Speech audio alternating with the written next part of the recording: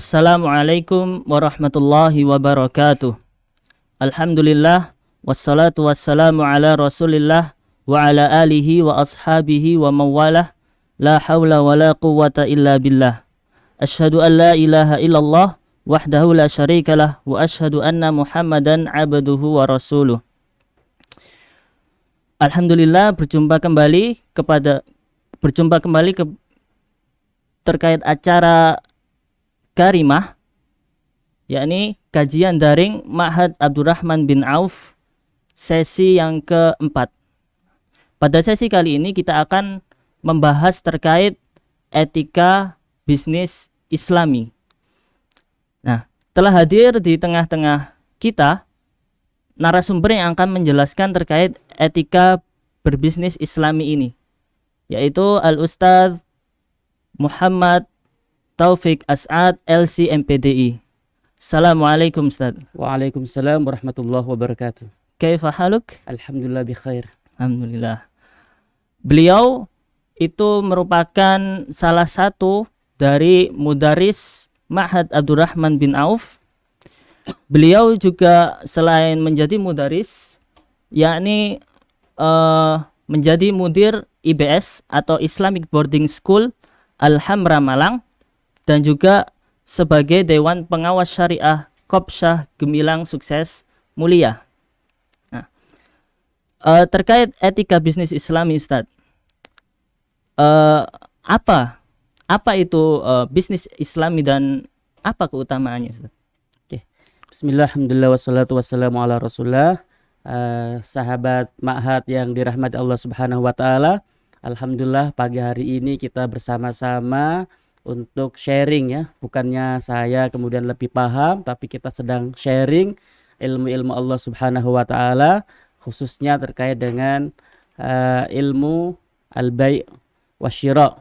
Jadi fiqhul bai' wasyira', fikih jual beli. Namun sebelumnya, karena Allah Subhanahu wa taala ketika menurunkan satu syariat dan mempunyai satu misi dan tujuan terkait dengan hal tersebut, maka di antara misi diutusnya Rasulullah itu adalah menyempurnakan akhlak. Dan akhlak di sini salah satunya adalah akhlak bai' wa syira', akhlak dalam membeli, akhlak dalam menjual, dan akhlak dalam bermuamalah. Yang tentunya kita setiap hari kita akan selalu berinteraksi dengan fiqhil muamalah, fikih muamalah. Nah, sahabat Ma'had yang dimuliakan Allah Subhanahu wa taala, apa itu bisnis Islami? Bisnis Islami adalah bukan hanya sekedar transaksi jual beli, hutang piutang, tapi bagaimana seluruh muamalah itu didasarkan pada Quran dan Sunnah. Jadi bisnis Islami bukan hanya untung dan rugi, tapi bagaimana bisnis itu bisa menghantarkan kita kepada surganya Allah Subhanahu wa taala. Nah, inilah yang membedakan antara bisnis-bisnis kita sebagai orang Islam dengan bisnis-bisnis yang dilakukan oleh non-muslim. Kalau di luar sana, maka bisnis itu sangat ditentukan oleh kualitas barang, kejujuran, dan lain-lain. Maka Islam jauh sebelum mereka mengemukakan teori-teori itu, Islam jauh sudah menyampaikan syariatnya. Dan ketika Allah Subhanahu wa ta'ala menurunkan surat Al-Ma'idah ayat 3, maka sesungguhnya Allah Subhanahu wa ta'ala telah menyempurnakan agama ini. Bahkan aturan-aturannya, aturan-aturan ekonomi sudah diatur oleh Allah Subhanahu wa taala. Dalam surat Al-Maidah ayat 3 itu Allah Subhanahu wa taala berfirman, "Al-yauma akmaltu lakum dinakum wa atmamtu 'alaikum ni'mati wa raditu lakumul Islam madina." Pada hari ini telah aku sempurnakan bagi kalian agama kalian. Wa atmamtu 'alaikum ni'mati, dan aku sempurnakan kepada kalian nikmatku. Wa raditu lakumul Islam madina, dan aku ridho, aku rela Islam itu menjadi agama kalian. Dan ketika Allah menyempurnakan syariat ini, tentunya bagian dari syariat itu adalah bab muamalah, yaitu bab jual beli, bab hutang piutang, dan yang lain-lainnya. Nah, sahabat Ma'had yang dimuliakan oleh Allah Subhanahu wa taala, insyaallah dalam waktu yang tidak terlalu lama ini kita akan membahas seputar etika-etika dalam bisnis Islami. Berarti bisnis Islami itu tidak hanya sekedar memenuhi nafsu diri saja, begitu Ustaz ya? Ya, betul. semua yang kita lakukan, apakah itu ibadah, apakah muamalah, maka seharusnya semua sesuai dengan syariat Allah Subhanahu wa taala. Jadi ketika kita menjual, ketika kita membeli, bahkan ketika kita pesan untuk menjual, pesan untuk membeli, itu pun ada aturannya. Kenapa? Karena kita semuanya ini adalah hamba Allah Subhanahu wa taala dan kewajiban kita adalah tunduk dan taat pada aturan Allah Subhanahu wa taala, termasuk dalam berbisnis. Dan bisnis Islami itu adalah perintah Allah. Sebagaimana dalam surat Al-Baqarah 208, Allah Subhanahu wa taala berfirman, "Ya ayyuhalladzina amanu udkhulu fis-silmi kafah." Wahai orang-orang yang beriman, masuklah kalian ke dalam Islam secara totalitas, secara keseluruhan. Artinya apa? Jangan kita ini Islam dalam bab ibadah saja, tapi dalam bab muamalah enggak. Islam tidak ada pemisahan antara ibadah dan muamalah. Semuanya menjadi satu, yaitu ada korelasi antara ibadah, akhlak, dan muamalah. Semuanya menjadi satu. Maka coba kalau kita perhatikan hadis-hadisnya itu, bahwasanya kesolehan kebaikan seseorang itu bukan hanya dilihat dari bagaimana siamnya, bagaimana puasanya, bagaimana sholatnya, bagaimana hubungannya dengan Allah, tapi bagaimana muamalahnya dengan tetangganya, bagaimana muamalahnya ketika jual beli, bagaimana muamalahnya ketika berhutang, dan sebagainya. Jadi subhanallah, kita bersyukur kepada Allah Subhanahu wa taala. Allah menjadikan kita, memilih kita sebagai umat Islam, maka kita sebagai umat Islam wajib taat dan tunduk pada aturan Allah Subhanahu wa taala. Berarti jika bisnis Islami itu didasarkan pada syariat-syariat Islam, tentunya pasti dia memiliki keutamaan-keutamaan, Ustaz ya. Nah, apakah keutamaan-keutamaan itu, Ustaz? Oke, sahabat Ma'had yang dimuliakan Allah Subhanahu wa taala, keutamaan bisnis Islam ini sangat banyak sekali, dan kita hidup ini bukan hanya untuk kehidupan dunia kita, tapi untuk kehidupan akhirat kita. Dalam sebuah hadis Rasulullah SAW bersabda, "At-tajiru as-saduq al-aminu ma'an nabiyyin was-siddiqin was-syuhada." Pedagang yang senantiasa jujur, lagi amanah, itu akan bersama para nabi dan bersama orang-orang yang jujur dan bersama orang-orang yang mati syahid. Subhanallah, kita dagang, kita dapat keuntungan, tapi ketika kita jujur dalam transaksi-transaksi kita, Rasul janjikan nanti kita akan bersama para nabi, para orang-orang yang jujur dan orang yang mati syahid. Dan dalam hadis yang lain juga disebutkan, amalur rajuli biyadihi wa kullu bai'in mabrur. Ketika Rasulullah ditanya, "Ya Rasulullah, amal apa yang paling baik? Ya Rasulullah, kerja apa yang paling baik?" Maka Rasulullah kemudian menegaskan, amalur rajuli biyadihi, yaitu penghasilan seseorang dari jerih tangannya sendiri. Wa kullu bai'in mabrur, dan setiap jual beli yang mabrur. Setiap jual beli yang mabrur maksudnya adalah jual beli yang sah, jual beli yang tidak ada ghish di sana, tidak ada penipuan, tidak ada hal-hal yang ditutupi, semuanya disampaikan dengan kejujuran dan keterus-terangan. Subhanallah sekali ya Ma'had, sahabat Ma'had. Ternyata keutamaan-keutamaan dari berbisnis Islami ini sangat banyak.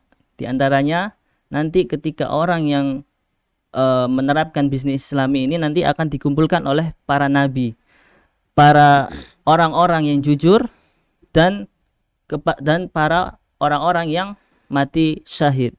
Subhanallah. Nah, kemudian Ustaz, dari bisnis Islami itu tentunya kan ada, kita ketahui etika-etikanya atau tata caranya. Nah, itu etika dalam berbisnis Islami itu bagaimana, Ustaz? Iya.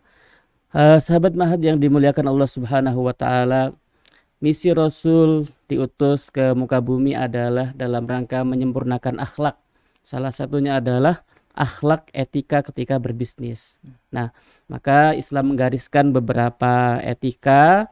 Yang pertama, bahwasanya hendaknya seorang pedagang itu atau pembeli atau siapapun yang bermuamalah dalam transaksi-transaksi Islami, yang pertama dan utama itu adalah as-sidqu, kejujuran. Kenapa? Karena dari kejujuran inilah yang akan membawa keberkahan dalam hidup kita. Dan yang kita cari dalam hidup ini adalah keberkahan. Boleh jadi orang itu banyak uangnya tapi nggak barokah. Nah, tapi yang kita cari adalah keberkahan. Dalam sebuah hadis Rasulullah SAW bersabda, al-bay'ani bil khiyari ma lam yatafarraqa. Fa in sadaqa wa bayyana burika lahuma fi bai'ihima. Wa in kadhiba wa katama muhiqat barakatu bai'ihima. Yang artinya dua orang yang bertransaksi, yaitu penjual dan pembeli, itu ada hak khiyar selama mereka belum berpisah. Jadi ketika kita melakukan transaksi seperti ini, maka ada hak khiyar. Hak khiyar, hak untuk melanjutkan transaksi atau hak untuk membatalkan transaksi selama masih dalam majelis akad. Nah, fa'in saddaqa, kata Rasulullah, kalau dua-duanya jujur, Pak ini barangnya bagus, ini barangnya insya Allah Pak ini 1 tahun ini dijamin Pak, nggak akan rusak dan sebagainya. Kalau jujur menyebutkan kualitas barangnya, begitu juga dengan pembelinya juga jujur. Wabayyana, dan dia jelaskan kalau ada aib-aibnya, ada kekurangan-kekurangannya. Burika lahuma fi bai'ihima, Allah berkahi dalam transaksi-transaksi keduanya. Nah, kalau transaksi itu barokah, sahabat ma'had yang dimuliakan Allah Subhanahu wa taala, maka ketika uang itu dibawa pulang ke rumah, dibelikan makanan, dikonsumsi, maka akan menjadi makanan yang barokah. Nah, kalau makanan itu barokah, maka akan mendorong seorang untuk beribadah kepada Allah Subhanahu wa taala, mendorong orang untuk taat kepada Allah Subhanahu wa taala. Tapi ketika makanan itu tidak barokah karena ketidakjujuran dalam transaksi, maka akan menghambat seorang itu untuk beribadah kepada Allah, dan di samping itu yang lebih penting daripada itu, tidak memberikan ketenangan dalam rumah tangga. Na'udzubillah tsumma na'udzubillah. Wa in kadzaba wa katama, jika pedagangnya bohong, pembelinya juga bohong, dan menyembunyikan aib-aibnya, muhiqat barakatu bai'ihima, Allah cabut keberkahan dalam transaksi itu. Nah, kalau Allah sudah cabut keberkahan, maka sebanyak apapun uang kita yang kita hasilkan, ketika itu enggak barokah, maka tidak akan memberikan ketenangan dalam hidup kita. Jadi itu yang pertama dan utama, itu adalah as-sidqu, kejujuran. Nah, Ustaz, ketika seseorang berlaku jujur, terlebih dalam berdagang. Sekarang kan lebih umumnya orang berdagang via online, Ustaz. Nah, itu bagaimana Ustaz terkait jujur dengan? Subhanallah, kita di zaman yang dimana segala sesuatunya itu dengan online. Termasuk sekarang kita ini sedang online kan, gitu ya? Iya. Sedang online. Taklim pun harus online. Berdagang apalagi online. Maka ini adalah bukan sebuah hal yang baru dalam Islam. Allah sudah mempersiapkan perangkatnya. Jadi jual beli online itu sudah Allah siapkan perangkatnya. Tidak pernah terfikir oleh kita bahwasanya 1440 tahun yang lalu akan ada corona, kan gitu ya. Iya. Dan akan semuanya dilakukan dengan online. Tapi subhanallah, Islam yang syamil, Islam yang kamil, Islam yang sempurna, semuanya sudah ada perangkatnya. Nah, di antaranya itu adalah bai'us salam, jual beli dengan cara salam. Jual beli dengan cara salam itu seperti apa? Yaitu jual beli di mana pembeli memberikan uangnya terlebih dahulu. Jadi kalau zaman dahulu jual beli salam ini, sahabat ma'had yang dimuliakan Allah Subhanahu wa taala, jadi orang mau beli korma gitu ya. Orang mau beli korma, nah kormanya belum ada, tapi sudah disebutkan sifat-sifatnya. Saya mau beli kormanya itu korma yang ajwa, yang super. Kurma ajwa yang super yaitu yang besar-besar, harganya sekian, 1 kilo itu isinya sekian-sekian. Nah, sudah dijelaskan semuanya. Oke, saya beli sekarang, ini uangnya. Nah, barangnya kemudian 2-3 bulan lagi. Kenapa? Karena ajwanya belum ada. Dan itu boleh dilakukan, dan itu di zaman Nabi. Nah, kaitannya dengan sekarang jual beli online, maka subhanallah, barang sudah kita pasang di web kita, di Instagram kita atau di Facebook kita, kita sebutkan semua kelebihan dan kekurangan barang, kita sebutkan juga harganya, kemudian ketika setuju transfer, uang datang, barang baru dikirim. Nah ini Iya. subhanallah. Nah inilah kejujuran. Kalau orang itu jujur, maka Allah akan memberikan keberkahan. Bukan keberkahan hanya untuk nanti di akhirat, tapi keberkahan di dunia, dia dipercaya oleh orang lain. Ah, Nah ini.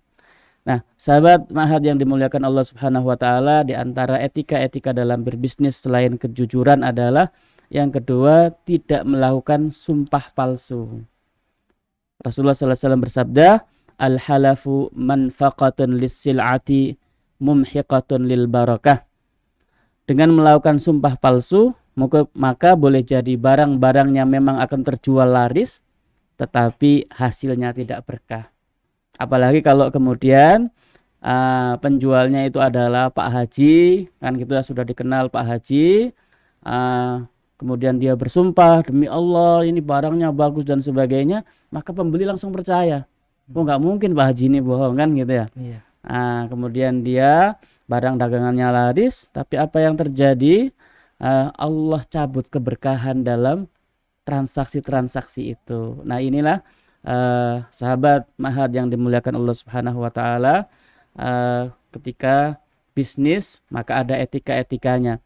Etika yang ketiga adalah sopan dan ramah, terutama kepada pembeli, begitu juga dengan pembeli kepada penjual. Rahimallahu imra'an samhan fi bai'ihi, samhan fi syira'ihi, wa samhan fi maqtadahu. Allah merahmati orang yang mudah, sopan, ramah dalam membeli, ramah dalam menjual, dan ramah dalam menyelesaikan hutang piutang. Biasanya orang kalau jual beli ramah, tapi kalau bab utang piutang kasar, kan gitu ya. Iya. Oh kamu sudah janji sekian bulan gak bayar, ini mana janji kamu? Nah, rahimallahu imra'an samhan fi maqtadahu, mudah dalam urusan hutang piutang. Jadi kalau yang hutang belum punya uang, ya maka berlakulah wa in kana dzu usratin fanadhiratun ila maisarah. Kalau yang punya hutang itu masih dalam kondisi sulit, fanadhiratun ila maisarah, maka tunggulah sampai dia mempunyai kelapangan rezeki. Nah, jadi nggak boleh kemudian diusir dan sebagainya. Nah, ini orang-orang yang melakukan seperti ini, maka boleh jadi uangnya tertahan, tidak bisa diputar dan lain-lain. Tapi kalau dia ikhlas dengan hal itu, maka Allah akan memberikan ganti dengan pintu-pintu rezeki yang lain. Nah, kadang-kadang kita berpikir, coba kalau uangmu itu keluar, kan bisa aku putar untuk bisnis ini, untuk bisnis ini. Nah, tapi ternyata ketika orang itu mudah dalam artian memberikan pemaafan kepada orang yang berhutang dan sebagainya, Allah kemudian berikan pintu-pintu rezeki yang lain. Nah, kemudian sahabat Ma'had yang dimuliakan Allah Subhanahu wa taala, di antara etika dalam berbisnis Islami adalah tidak melakukan ihtikar atau penimbunan. Nah, terutama di masa pandemi ini, awal-awal dulu ada jadi dalam sebuah hadisnya itu disebutkan ihtikar itu la yahtakiru illa mukhti. Tidaklah seorang itu melakukan ihtikar kecuali orang itu bersalah atau berdosa. Dan ada hadis yang lain disebutkan man ihtakara ta'aman arba'ina lailah faqad bari'a minallah ta'ala wa bari Allah ta'ala minhu, akhrajahu Ahmad. Barang siapa yang menimbun makanan pokok maksudnya, arba'ina lailah 40 malam, maka sungguh dia berlepas dari Allah Subhanahu wa taala dan Allah pun berlepas darinya. Artinya apa? Allah biarkan. Kalau mau sakit ya sembuh sendiri, kalau mau ini ya sendiri. Allah nggak beri pertolongan kepada orang yang melakukan ihtikar. Nah, tentunya sahabat Ma'had yang dimuliakan Allah, yang dimaksud dengan ihtikar di sini adalah ma yahtaju ilaihin nas, sesuatu yang sangat dibutuhkan manusia. Kalau dalam kitab-kitab fikih klasik itu disebutkan bahwasanya yang tidak boleh ihtikar itu adalah al-quds, makanan pokok. Itu nggak boleh ditimbun. Kalau ditimbun maka pemerintah wajib untuk melakukan penertiban. Nah, tapi di era modern ini ihtikar itu atau pemahaman fikih meluas dalam artian bukan hanya makanan pokok tapi kullu ma yahtaju ilaihin nas. Setiap yang dibutuhkan manusia kemudian itu ditimbun, nah itu termasuk melakukan penimbunan ihtikar dan itu masuk dalam hadis ini. Nah, kemudian yang berikutnya sahabat ma'had yang dimuliakan oleh Allah Subhanahu wa taala adalah tidak mengurangi takaran, timbangan dan ukuran. Dalam ayat yang sudah kita hafal, wailul lil mutaffifin, celakalah bagi orang-orang yang curang. Alladzina idza iktalu 'alan nasi yastawfun, ketika mereka melakukan pembelian kepada orang lain, mereka minta timbangannya itu dipenuhi. Tapi ketika ketika menjual, mereka menguranginya. Nah, inilah sifat-sifat al-mutaffifin, orang-orang yang mengurangi takaran, orang-orang yang mengurangi timbangan, orang-orang yang mengurangi ukuran. Kalau dahulu sahabat ma'had yang dimuliakan Allah, mungkin ayat ini hanya berlaku dalam urusan dagang. Karena mengurangi timbangan, takaran, ukuran. Tapi di zaman sekarang, at-tatfif, pengurangan itu bukan hanya dalam bab dagang, tapi juga dalam properti.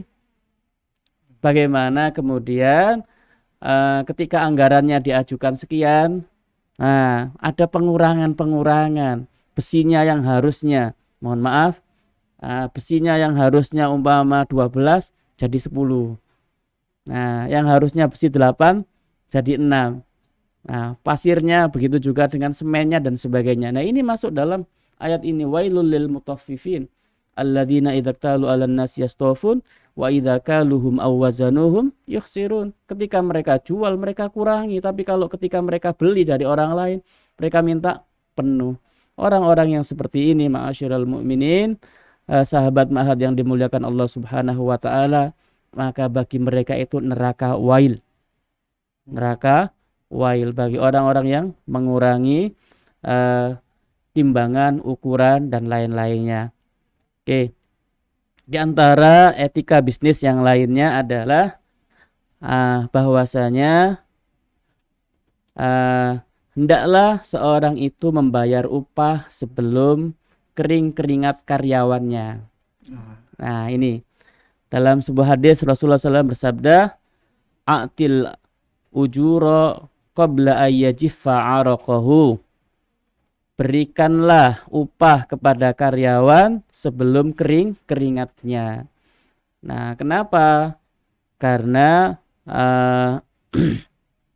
ketika orang itu sudah bekerja dan sudah mengeluarkan, boleh jadi orang itu kemudian sangat membutuhkan uang itu. Maka kita tidak boleh menunda-nunda untuk kemudian membayar. Memang kalau sudah ada. Nah, jadi ketika ada penundaan berita, penundaan gaji, penundaan ini, maka masuk dalam hadis ini. U'tul ajira qabla ayyajiffa 'araqahu. Kita sering mendengar bahwasanya ada buruh yang sudah sekian bulan tidak digaji, dan sebagainya. Nah, ini subhanallah. Nah, ini adalah maka etika dalam Islamnya ini, sebelum orang itu kering keringatnya, sudah digaji, maksudnya disegerakan pembayarannya, jangan menunda-nunda karena boleh jadi mereka sangat membutuhkan uang itu. Kemudian yang berikutnya, sahabat ma'had yang dimuliakan oleh Allah Subhanahu wa taala, itu adalah hendaklah bisnis yang dilakukan itu bersih dari unsur riba. Nah, ini dalam surat Al-Baqarah 278 Allah Subhanahu wa taala berfirman, "Ya ayyuhalladzina amanu taqullaha wa dharu ma baqiya minar riba." Hai orang-orang yang beriman, bertakwalah kepada Allah dan tinggalkanlah sisa-sisa riba jika kamu beriman kepada Allah. Nah, sahabat ma'had yang dimuliakan Allah, perlu digarisbawahi di sini adalah sisa-sisa riba. Apa yang dimaksud dengan sisa-sisa riba? Dulu orang Quraisy itu melakukan transaksi ribawi, hampir semua transaksinya itu ada ribanya. Kemudian turunlah ayat yang melarang riba. Nah, maka kemudian ketika turun ayat yang melarang riba itu, mereka berusaha untuk meninggalkan riba yang besar-besar. Tapi riba yang kecil-kecil yang 0,6, 0,11, nah tetap aja. Nah ini, maka kemudian turunlah ayat Al-Baqarah, ini ayat akhir dalam riba. Ya ayyuhalladzina amanu taqullaha wa dharu ma baqiya minar riba in kuntum mu'minin. Hai orang-orang yang beriman, bertakwalah kepada Allah dan tinggalkanlah sisa-sisa riba yang 0,5, 0,6, 0,9 dan sebagainya in kuntum mu'minin, jika kalian beriman. Nah, jadi subhanallah, ayat ini tegas sekali. Iya. Supaya mendatangkan keberkahan, maka unsur-unsur riba itu juga harus dihilangkan dalam bisnis-bisnis Islami. Berarti seperti yang terjadi di belakangan ini, Ustaz, seperti di bank-bank itu kan, atau di peminjaman-peminjaman uang, sekarang sudah tidak menerapkan bunga yang besar, Ustaz, tapi hanya bunga yang kecil 0,1, 0,2 gitu. Berarti ini termasuk di dalam ayat ini, Ustaz, berarti. Kira-kira seperti itu. Ya. Sahabat Ma'had yang dimuliakan Allah Subhanahu wa taala. Jadi memang riba ini hampir ada di semua sektor kehidupan kita ya. Ketika kita berbisnis, ketika kita ini, maka hampir ada riba itu. Maka fattakullah mastata'tum, bertakwalah kepada Allah semampu kalian. Kalau dalam kita bisnis tidak minjam bank dan modalnya ada, maka itu adalah luar biasa.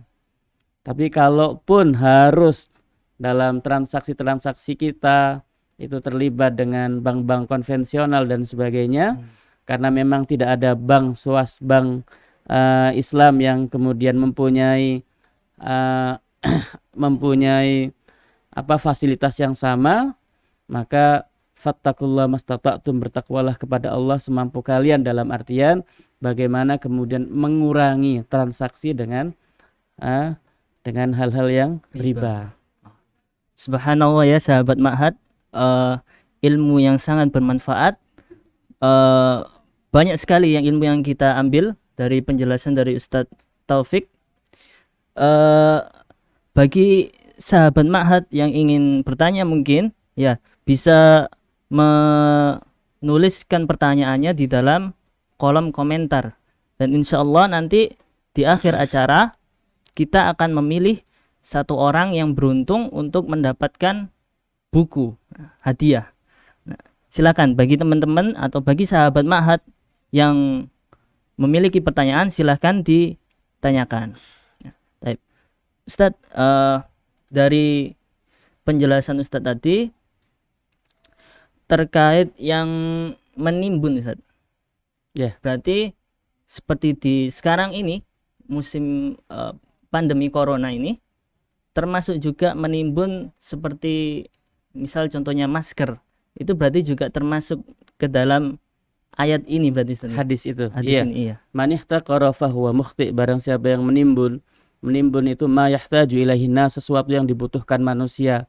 Kadang-kadang kita mendapati bahwasanya ada barang-barang tertentu di bulan-bulan tertentu itu langka. Nah, langka bukan berarti tidak ada di pasaran, tapi karena ada oknum-oknum yang menimbun. Iya. Nah, gitu. Kadang-kadang LPG itu langka kan gitu ya. Iya. Padahal ma yahtaju ilaihin nas, itu yang dibutuhkan manusia. Nah, kalau menimbun dalam rangka supaya harganya terus naik-naik baru dijual ketika naik, nah itu yang masuk dalam hadis itu. Kategori hadis. Tapi kalau menimbun sesuatu yang bukan artian supaya harganya itu naik, tapi hanya sekedar persiapan untuk nanti dijual di waktu yang lain, maka nggak ada masalah. Jadi umpama beli buku kan gitu ya, Iya. beli buku banyak, supaya harganya lebih murah, belinya sekarang, dijualnya tahun depan umpama, ya nggak apa-apa, nggak ada masalah. Karena pertama, la yahtaju ilaihin nas, bukan dibutuhkan oleh orang-orang saat itu. Tapi kalau itu memang dibutuhkan, dan kemudian dia timbun supaya harganya naik, meraih keuntungan di tengah-tengah kesempitan kan gitu ya. Nah, ini yang tidak diperbolehkan dalam Islam. Oh, nah. Baik Ustadz, di sini ada, kita langsung ke tanya jawab Ustadz ya. Silakan. Di sini ada pertanyaan dari saudara kita. Assalamualaikum Ustadz. Mau tanya, jika dalam jual beli, apakah boleh jika kita membeli barang dari teman atau orang yang kita kenal dan di waktu yang bersamaan si penjual tersebut beli lagi barang dagangan ke kita? Akhirnya pembayaran hanya selisih dari harga jual barangan dagangan kita dengan dia. Apa boleh begitu, Ustaz? Iya.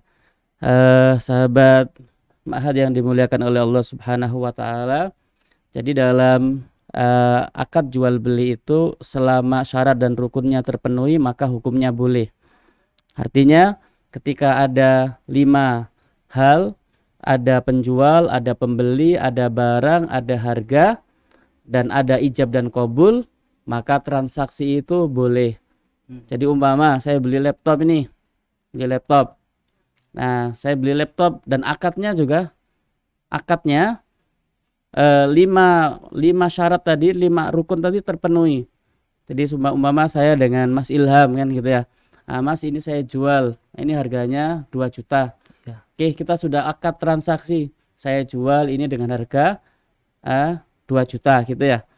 Nah, jadi ini sudah menjadi milik Mas Ilham. Nah, kemudian 1 jam berikutnya Mas Ilham jual lagi ke saya. Iya. Gitu maksudnya kan? Iya. Jual lagi ke saya. Nah, kalau memang dijual dan harganya juga disepakati dan tidak ada unsur untuk mengambil keuntungan dan sebagainya, maka hukumnya boleh-boleh saja. Asalkan syarat-syaratnya terpenuhi. Tapi yang perlu digarisbawahi bahwasanya boleh jadi maksudnya itu bukan itu.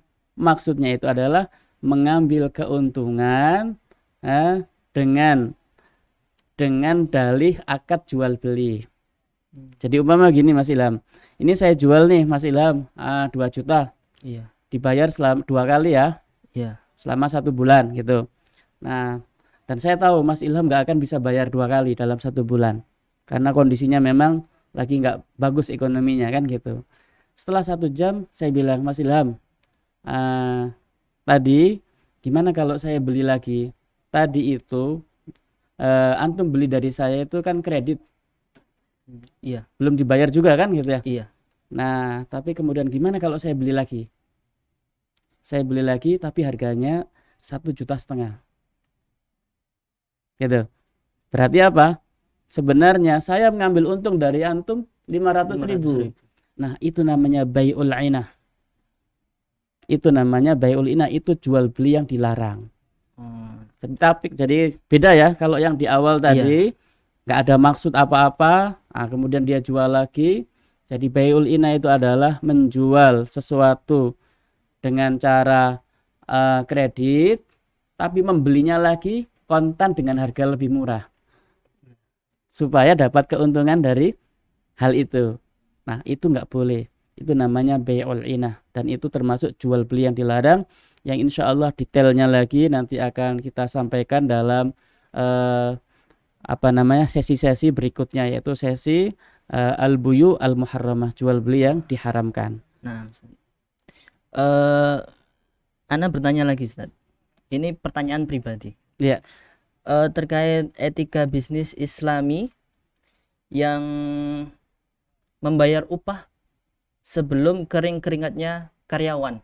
Nah, apabila upah tersebut Ustaz, yang bermasalah itu bukan upahnya, tapi perusahaannya itu belum memiliki dana untuk membayar karyawannya. Nah, itu bagaimana? Iya. Jadi yang dimaksud di sini membayar ini adalah ketika memang perusahaan itu mempunyai uang, tapi kemudian uang itu ditahan. Ditahan supaya apa? Supaya dia bisa melakukan bisnis-bisnis lainnya kan gitu. Iya. Wah, ini karyawan kalau ditahan ya nggak mungkin protes kan gitu. Nah, itu yang tidak boleh. Itu yang tidak boleh. Kan ada itu upah bulan ini cuma 50% dulu Pak ya. 50%-nya bulan depan. Padahal uangnya ada. Tapi dibuat untuk mutar bisnis dan lain-lainnya. Nah, ini yang tidak boleh. Jadi autul ajiro qabla qabla ayyajiffa 'araqahu, berikanlah, bayarlah upah kepada karyawan sebelum kering keringatnya. Maka ini juga menjadi pertimbangan bagi para pengusaha ketika memang uangnya tidak cukup untuk membayar upah karyawan, ya sementara jangan melakukan transaksi-transaksi itu, jangan melakukan proyek-proyek itu supaya tidak menzalimi. Nah, karena dalam hadis yang lain, matlul ghani dzulmun, menunda-nunda membayar hutang. Ketika upah itu nggak dibayar, maka itu adalah menjadi utang. Dan dalam hadisnya, matlul ghani dzulmun, menunda-nunda membayar hutang itu adalah sebuah kedzaliman. Nah, jadi ini adalah kedzaliman kepada karyawan, dan itu yang menyebabkan harta kita tidak barokah. Lantas ketika terjadi masalah perusahaan tidak bisa membayar, bukan karena perusahaan menahan gaji, tapi memang karena uangnya tidak ada. Sementara itu si karyawan ini benar-benar butuh, Ustaz, dengan gaji uang tersebut. Solusinya itu bagaimana kalau seperti itu? Ya, semua bisa dikompromikan, semua bisa dimusyawarahkan. Artinya perusahaan punya komitmen untuk membayar, tapi karena saat ini memang belum ada, karena sedang ada kebutuhan ekonomi yang sangat luar biasa yang harus didahulukan, diprioritaskan untuk kemaslahatan umum. Nah, maka bisa dijanjikan kami akan bayar secara bertahap, dan ini adalah komitmen kami, ini adalah tanggung jawab kami. Nah, itu bisa dibicarakan. Kalaupun harus terpaksa kemudian ada aset yang dijual tapi perusahaan tetap berjalan, ya tidak apa-apa dengan menjual aset-asetnya demi kemudian membayar hutang-hutang kepada karyawan.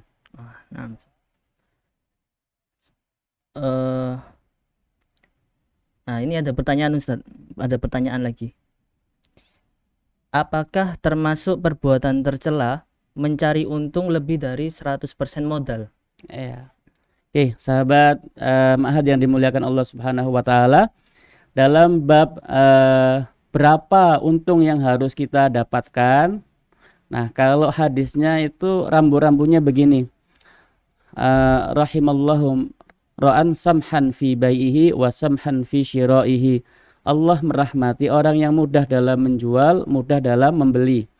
Nah, di antara tafsirnya mudah dalam menjual itu adalah tidak terlalu banyak mengambil keuntungan. Nah, dan mudah dalam membeli itu adalah tidak terlalu banyak menawar. Nah, biasanya kan kita kan tawar nggak jadi kan. Iya. Nah, itu kan menyakiti kan ya, kita Sampai menyakiti. akhirnya pembelinya memanggil penjualnya memanggil pembeli. Nah, gitu. Nah, tetapi kemudian terkait dengan berapa prosentase, apakah di atas 100% itu boleh mengambil untung, ada sebuah hadis yang menjelaskan hal itu, bahwasanya sahabat Rasul dikasih oleh Rasulullah uang 1 dinar untuk beli kambing. Kemudian karena orang ini pintar dagang, kemudian dari 1 dinar itu ketika dia pergi ke pasar ternyata dapat 2 kambing. Dapat 2 kambing. Nah, ketika pulang karena pesan Nabi itu adalah cuma beli 1 kambing, maka kemudian di tengah jalan yang 1 kambing itu dijual lagi dengan harga 1 dinar. Akhirnya apa? Orang itu pulang membawa 1 kambing dan 1 dinar. Nah, dari kisah ini sahabat Ma'had yang dimuliakan Allah Subhanahu wa taala, berarti orang itu mendapatkan untung 100%. Kan gitu ya? Iya. Dan ketika sampai kepada Rasulullah, ya Rasulullah, ini kambingnya dan ini dinarnya. Nah, kok bisa begitu? Ya Rasulullah, tadi saya beli 2 kambing. Kemudian ketika pulang saya jual lagi 1 dinar. Nah, dari sini maka menentukan keuntungan itu boleh-boleh saja. Mau 100%, mau yang penting orangnya ridho. Nah, umpama ini saya jual kepada Mas Ilham, ini beli muk ini. Padahal ini di pasaran ini harganya cuma 20.000. Iya. Tapi saya jual 50.000. Mas, ini 50.000, Mas. Langsung dibeli. 100.000 saya beli. Umpama Iya.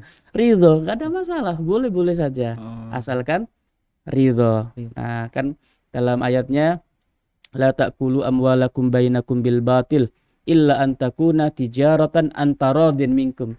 Jangan kalian memakan harta sebagian kalian dengan cara yang batil kecuali antaradin, kecuali atas ridho antara penjual dan pembeli.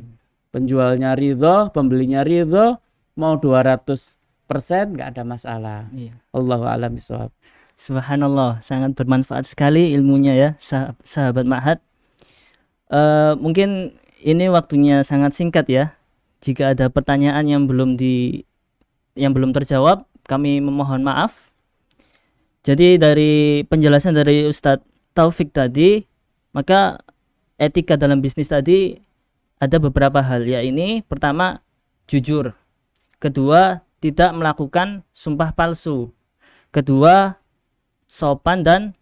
ketiga sopan dan ramah, keempat tidak boleh berpura-pura menawar dengan harga tinggi agar orang itu tertarik membeli dengan harga tersebut. Yang kelima, tidak melakukan ikhtikar atau penimbunan. Yang keenam, tidak mengurangi takaran, timbangan dan ukuran. Yang ketujuh, membayar upah sebelum keringatnya karyawan. Dan yang terakhir, bisnis itu dilaksanakan bersih dari unsur riba. Nah, jadi itu etika-etika dalam berbisnis Islami. Dan seperti yang kami janjikan sebelumnya, bahwa akan ada pembagian hadiah untuk satu orang yang pertanyaannya menarik ya. Jadi di sini selamat bagi akun Facebook atas nama Rizky Sokawati Karina. Nanti hadiah bisa dihubungi oleh pihak idaroh gitu. Alhamdulillah Ustadz, syukran jazakallahu khairan atas ilmu yang bermanfaat ini. Wa iyyakum. Semoga bermanfaat bagi diri saya pribadi dan diri sahabat Ma'had semuanya. Dan insya Allah untuk pembahasan fikih muamalah ini akan ada pembahasan berikutnya. Jadi ada seri berikutnya insya Allah nanti. Jadi harap tetap bertahan, harap tetap melihat Facebook dari Ma'had Abdurrahman bin Auf. Jadi kita tutup untuk pertemuan kali ini dengan doa kafaratul majlis. Subhanakallahumma wa bihamdika asyhadu an la ilaha illa anta astaghfiruka wa atubu ilaik. Wa akhiru da'wana alhamdulillahi rabbil alamin. Wassalamualaikum warahmatullahi wabarakatuh. Waalaikumsalam warahmatullahi wabarakatuh.